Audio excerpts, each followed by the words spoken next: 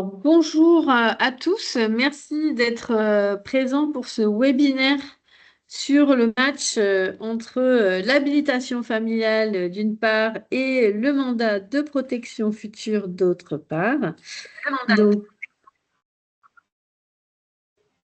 Donc ce webinaire est organisé à l'initiative de Droit Quotidien Legal Tech, qui fait partie d'un groupe qui s'appelle Droit Quotidien, dont la mission est de promouvoir le mandat de protection future spécifiquement en France.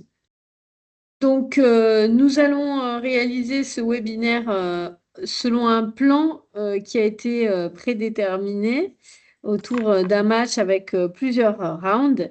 Mais avant tout, je vais quand même me présenter rapidement. Donc, moi, je m'appelle Mélanie Parnot, je suis avocate depuis une vingtaine d'années et depuis maintenant 6 ans, j'ai choisi de me concentrer uniquement sur le droit de la protection et plus particulièrement sur le sujet du mandat de protection future, puisqu'en parallèle de mon cabinet d'avocat, j'ai lancé un projet qui s'appelle Droit quotidien Legal Tech, donc, et qui a la mission de promouvoir de manière très diversifiée le mandat de protection future et notamment en organisant des webinaires, des formations sur le sujet du mandat de protection future. Donc, pour ce qui est donc du plan de ce webinaire, nous allons commencer par parler de la pesée, c'est-à-dire combien pèse chacun des dispositifs dans la réalité pratique. Et puis, on va évoquer, round après round, différents problématiques, sujets qui concernent différemment le mandat de protection future et l'habilitation familiale, l'anticipation, le protecteur, l'ouverture, le contrôle et la gestion de chacune des mesures. Donc, nous allons pouvoir commencer par la première problématique. Le premier sujet, c'est la pesée. Combien pèse chacune des mesures de protection dans la réalité? Et là, effectivement, eh bien, on peut voir que l'habilitation familiale, eh bien, elle représente une part très importante des mesures de protection en cours, puisque vous avez 44 000 demandes d'habilitation familiale qui ont été faites sur 2023, avec 42 000 ouvertures derrière de mesures d'habilitation familiale. Parallèlement, en face, vous voyez que vous avez 1700 mandats de protection future qui ont été activés au cours de l'année 2023, alors qu'en parallèle, vous voyez, c'est beaucoup moins que le demande d'habilitation familiale et essentiellement, euh, ce sont des mesures, les mandats qui ont été activés sont des mandats notariés.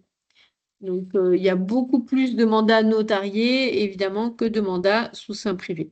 Mais ça reste encore très faible par rapport aux demandes d'habilitation familiale. Donc, on peut dire que sur la pesée, c'est clairement l'habilitation familiale qui gagne le match. En tout cas, de ce point de vue-là, aujourd'hui, c'est vrai que les mesures de protection judiciaire en représentent beaucoup plus que les mesures de mandat de protection future activées.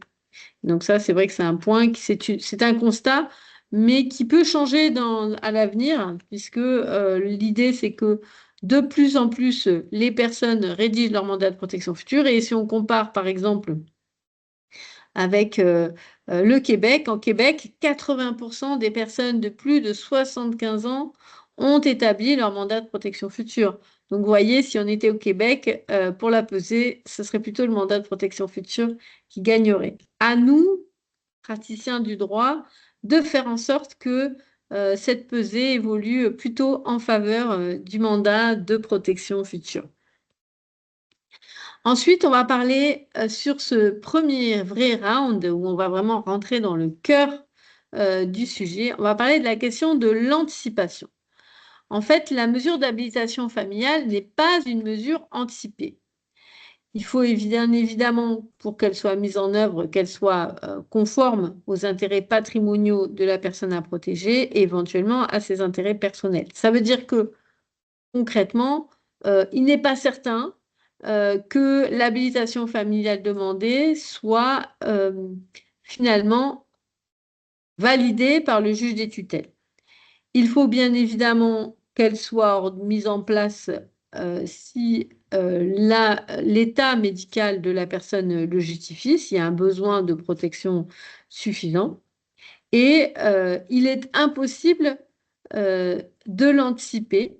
D'ailleurs, les textes du Code civil qui prévoient la possibilité de faire une désignation anticipée d'un tuteur ou d'un curateur ne sont pas applicables en matière d'habilitation familiale. C'est probablement un oubli du législateur, mais si vous faites des désignations anticipées sans faire de mandat de protection future, mais que vous faites un acte notarié qui précise que la personne elle souhaiterait, en cas de perte de capacité, que soit désignée telle ou telle personne pour être tuteur ou curateur, eh bien, vous ne pouvez pas dire pour être désigné dans le cadre d'une habilitation familiale parce que aucun texte aujourd'hui ne permet cette hypothèse.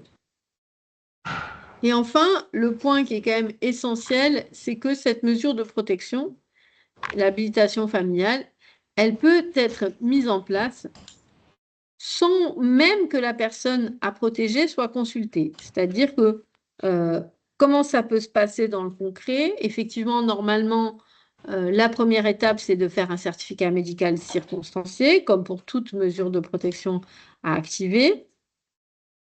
Ça, c'est la première chose. Et ensuite, vous envoyez le dossier, quand c'est une demande d'habilitation familiale, vous envoyez le dossier au greffe des tutelles qui est enregistré. Comme je le disais, le juge des tutelles va ensuite déterminer une date d'audience et normalement, en principe, la personne à protéger va être auditionnée. Mais il arrive que lorsque le certificat médical circonstancié est établi par le médecin, il précise également que la personne n'est pas qu'en fait son audition n'est pas possible, soit parce que la personne n'a plus la capacité d'exprimer sa volonté, soit parce que son audition peut être jugée comme dangereuse pour sa santé. Donc ça veut dire qu'on peut se retrouver avec une demande d'habilitation familiale sans avoir à aucun moment auditionné la personne et on peut même aller plus loin.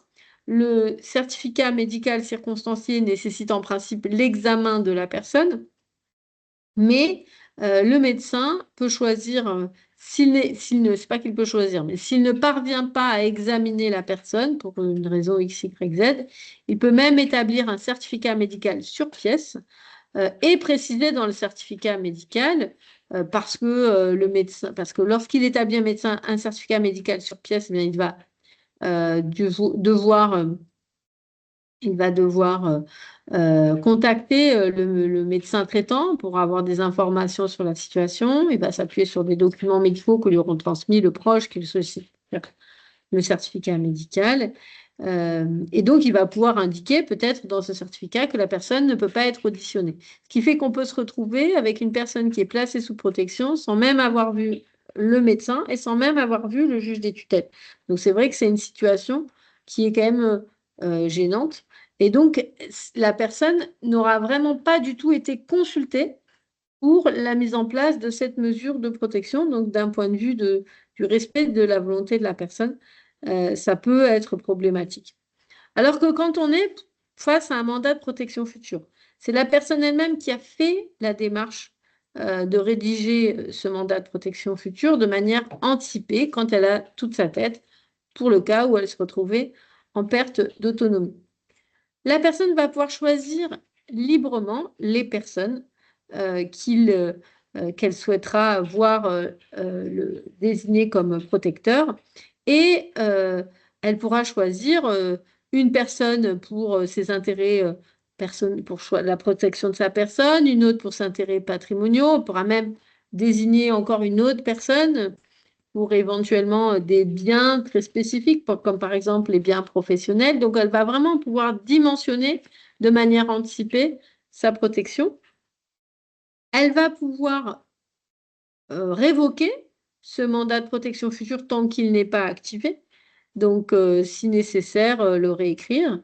Et enfin, c'est au moment où malheureusement l'état de santé justifiera la mise en place du mandat de protection future, un avis médical, donc certificat médical qui ne s'appelle pas certificat médical circonstancié, mais qui est un certificat médical qui s'appuie sur la réglementation du certificat médical circonstancié. Donc là, encore une fois, le médecin va pouvoir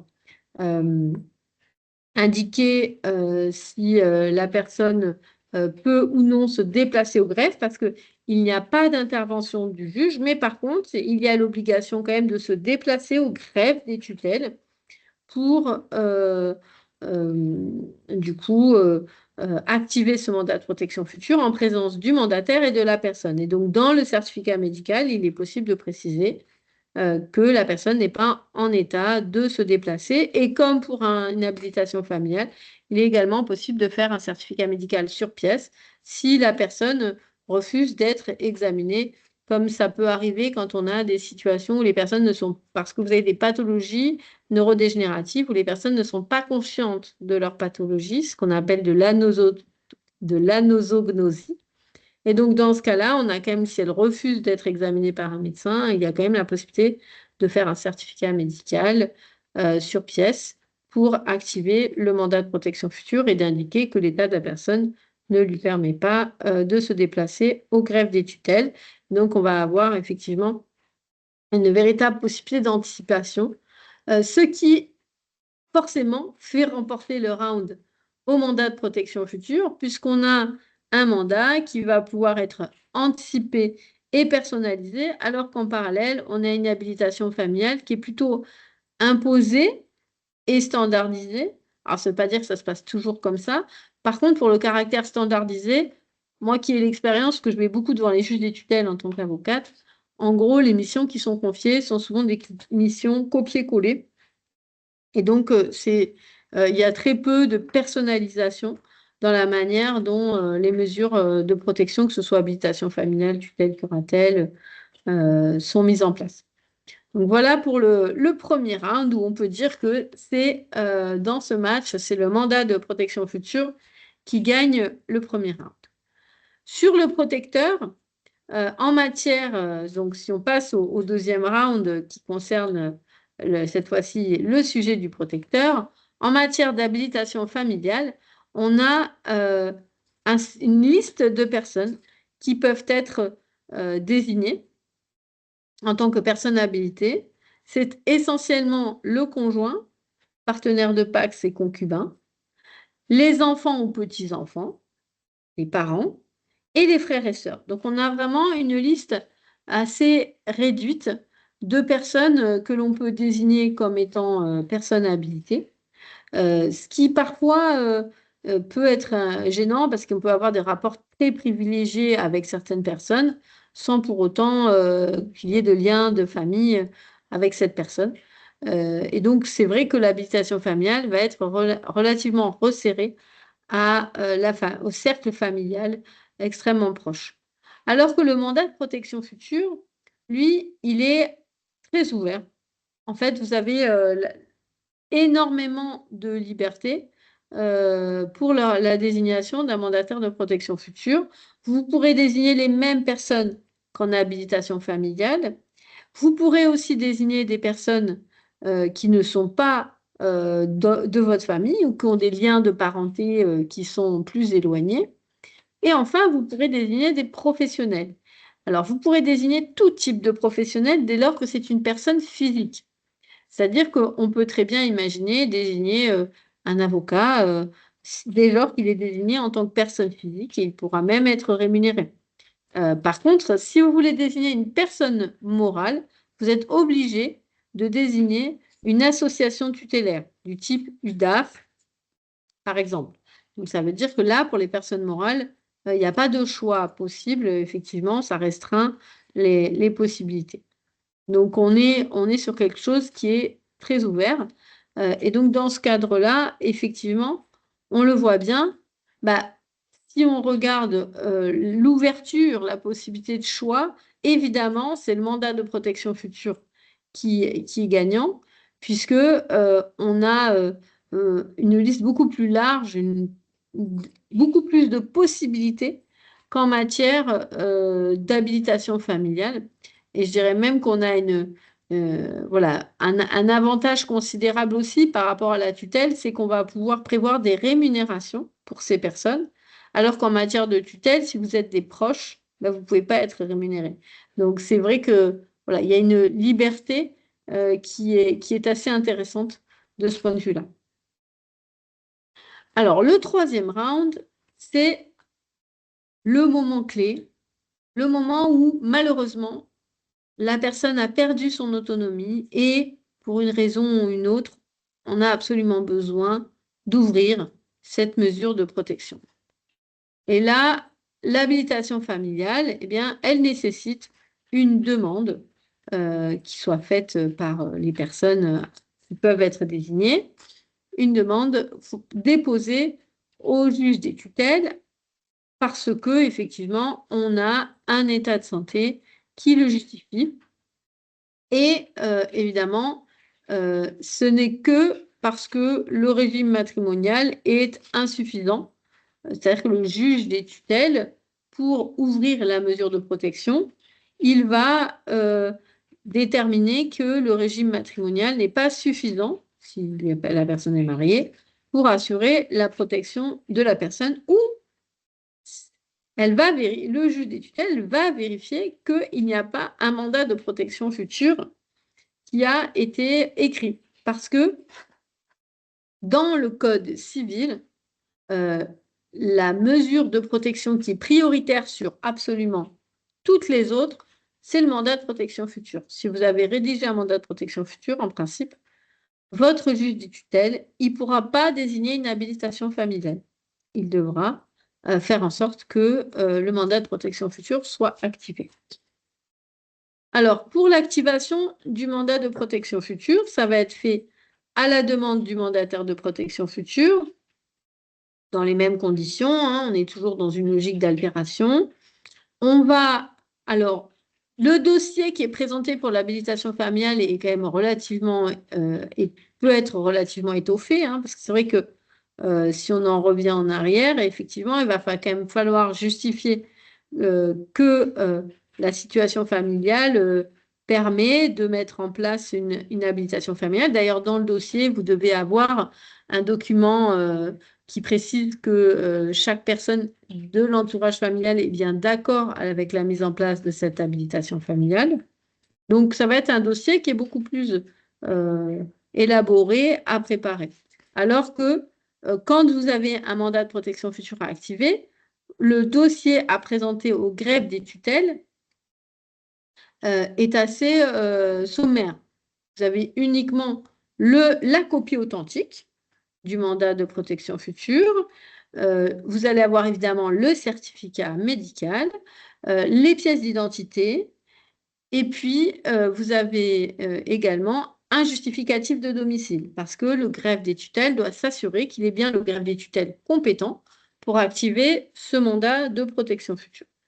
Et le mandat de protection future va s'activer et il va venir compléter le régime matrimonial parce que le régime matrimonial ne peut pas tout, et notamment pour la protection de la personne, le régime matrimonial n'a aucun, dire le conjoint ou la conjointe n'a pas du tout de mission de protection de la personne de son conjoint.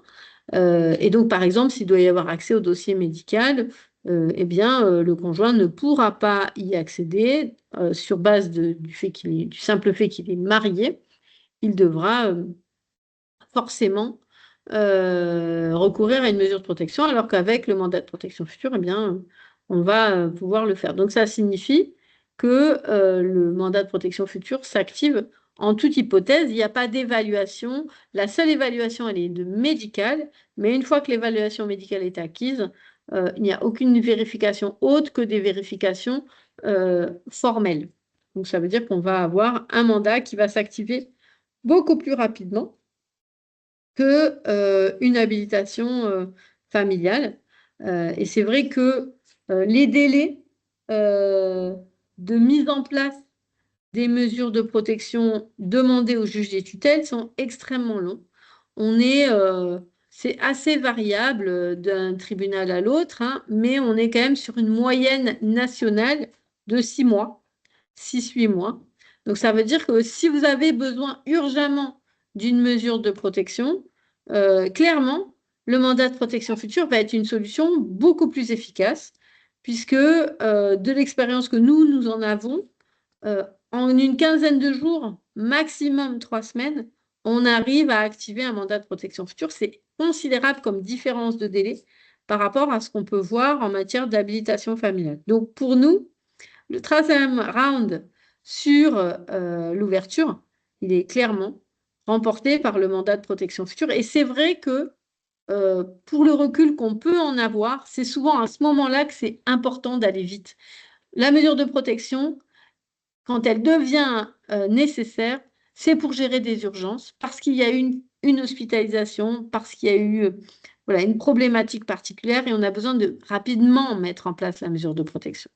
Et quand on doit passer par une mesure de protection demandée au juge, en fait, la rapidité, elle est quasi impossible. Le 4e round, c'est le contrôle. Alors, en matière d'habilitation familiale, mais il n'y a pas de reddition des comptes. Il n'y a aucune modalité de contrôle, il n'y a pas d'obligation d'inventaire et ce n'est que en cas de situation d'opposition d'intérêt qu'on va devoir saisir le juge des tutelles pour demander une autorisation. Donc, c'est vrai que ça peut être perçu comme une super, voilà, un avantage considérable, mais en réalité, il faut se dire une chose, c'est que les problèmes, vous allez les repousser au moment de la succession. Parce que si tout va bien, mais si il y a un doute, et c'est vrai que d'expérience, on voit bien que dans les familles, parfois, il y a des tensions qui sont contenues, mais il va quand même y avoir un moment donné, il peut y avoir un doute sur est-ce que la personne, elle a bien fait les choses ou pas, est-ce qu'elle n'a pas un petit peu tiré avantage de cette situation. Et c'est vrai que le fait, par exemple, qu'il n'y ait pas d'inventaire, c'est peut-être un peu gênant. Vous voyez, à la limite, nous, quand on est, enfin moi en tant qu'avocate, quand je suis sollicitée, je dis aux personnes, écoutez, par précaution, faites quand même un inventaire. Comme ça, vous pourrez, voilà, selon comment est la situation, vous pourrez justifier que vous avez au moins un inventaire à l'ouverture. Et puis le fait qu'il n'y ait pas de contrôle, oui, c'est vrai, il n'y a pas de contrôle, mais sachez qu'à tout moment, le juge des tutelles, il peut demander des comptes à la personne habilitée. Il suffit qu'il y ait un petit conflit familial qui naisse et qu'il y en ait un qui écrive au juge des tutelles, le juge des tutelles va demander des comptes. Donc c'est pareil, nous on conseille aux personnes quand même de tenir des comptes pour pouvoir justifier de la situation. En mandat de protection future, eh bien, le mandataire, il doit rendre compte de sa gestion auprès d'une personne qui est désignée contrôleur. Donc, c'est au moment, ce n'est pas le notaire qui est désigné contrôleur. Le notaire, il est juste dépositaire des comptes et lanceur d'alerte au juge des tutelles. Par contre, il faut qu'un contrôleur soit désigné pour faire ce contrôle des comptes. Et ce qui est intéressant, c'est que ce contrôle et les modalités de contrôle sont librement déterminées dans le mandat. Ça veut dire que vous pouvez démissionner, vous pouvez faire des clauses de contrôle qui sont très light, et en parallèle, vous pouvez faire des clauses de contrôle qui sont plus standards, ou d'autres qui sont beaucoup plus approfondies. Et ce qui est intéressant, c'est qu'il y a un inventaire. Donc, on va faire un état des lieux d'entrée, ce qui va faciliter les choses à la sortie. On pourra dire, regardez, j'ai bien fait les choses, tout va bien, c'était comme ça, et je vous le rends, c'est dans le même état. Donc, c'est quand même très, très intéressant parce que ça va permettre finalement de protéger le mandataire. C'est sûr que c'est des formalités qui peuvent être perçues comme pesantes, mais en réalité, pas tant que ça quand on voit ce que ça peut induire comme difficulté à la sortie de la mesure, notamment quand la succession est ouverte. Donc, on va vraiment déminer les conflits futurs. Et enfin, en cas de situation d'opposition d'intérêt, mais en fait, c'est le mandat qui va déterminer, c'est dans le contrat de mandat qu'on va déterminer librement comment on gère les situations d'opposition d'intérêt. Est-ce qu'on demande une autorisation au juge des tutelles? Est-ce qu'on désigne un mandataire ad hoc?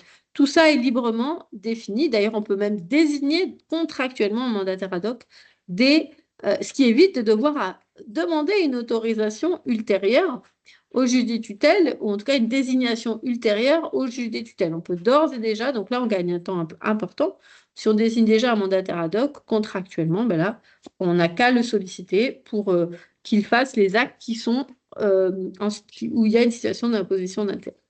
Donc sur le contrôle, même si ça peut être perçu en termes d'intelligence, de bon fonctionnement du mandat, c'est le mandat de la mesure de protection, c'est le mandat de protection future qui gagne le match parce que ça évite vraiment voilà, des difficultés à terme.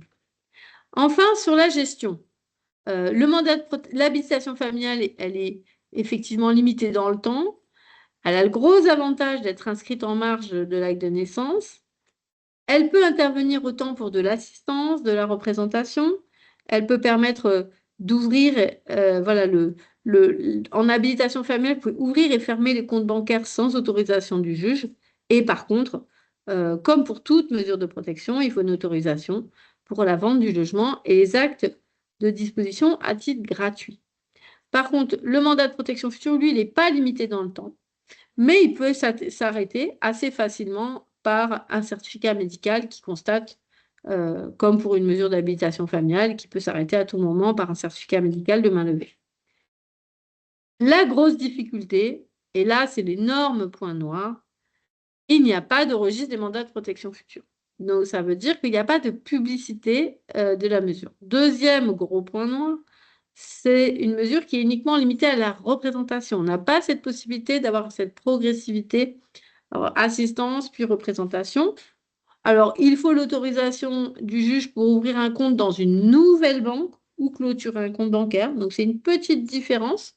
Après, on a quand même une liberté qui est assez, on va dire, identique entre habilitation familiale et mandat de protection future. Et enfin, eh bien, comme l'habilitation familiale, il faut l'autorisation du juge pour la vente du logement et les actes de disposition à titre gratuit. Alors, très honnêtement, c'est l'habilitation familiale qui gagne sur ce round parce que l'habilitation familiale, elle a ce gros avantage d'être progressive. On peut y aller par étapes et puisqu'on peut avoir dans un premier temps l'assistance, puis par la suite, si nécessaire, la représentation.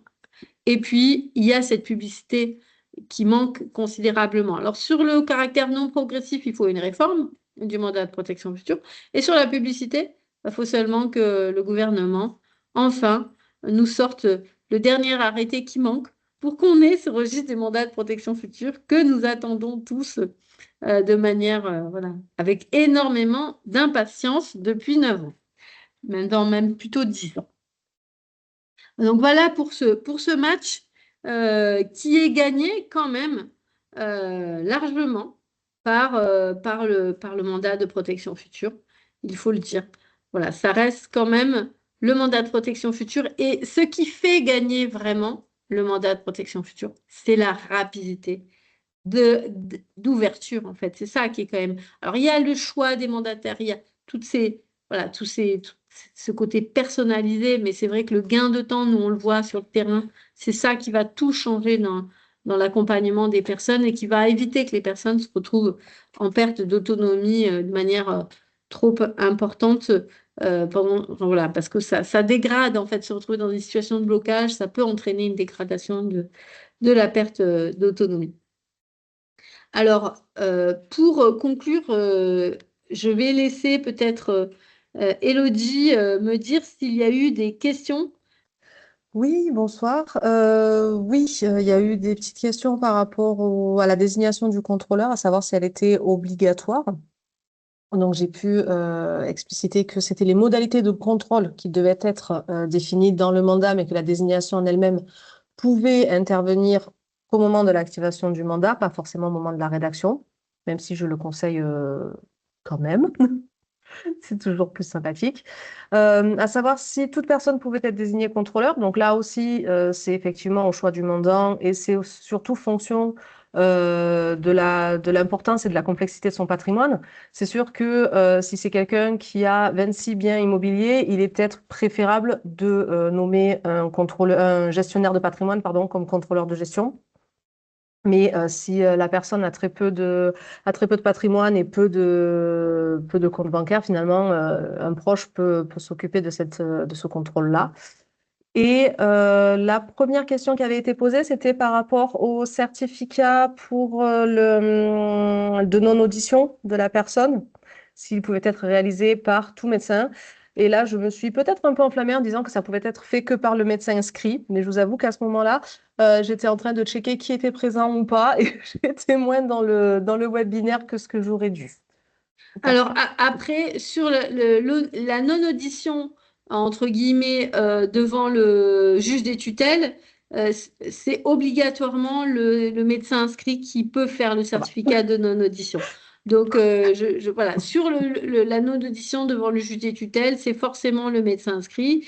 Et donc, ce certificat de non-audition est généralement un certificat qui se fait en parallèle du CMC. Il n'est pas forcément fait en même temps, mais il est fait par le médecin.